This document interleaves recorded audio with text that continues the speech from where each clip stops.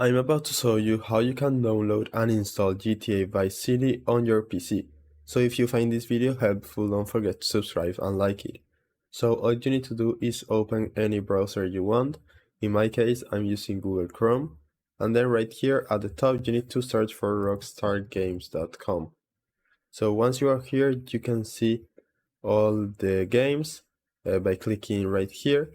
Go to view all, and you will see all the different games you can get. So in this case, if we want Vice City, we can click right here and you will see the button to buy the game now. So click there and choose the platform you want to buy it. So in this case, it will be PC, but you can use any other platform you want. So click on buy now, and this will include the trilogy, which basically includes GTA 3, GTA San Andreas, and Vice City.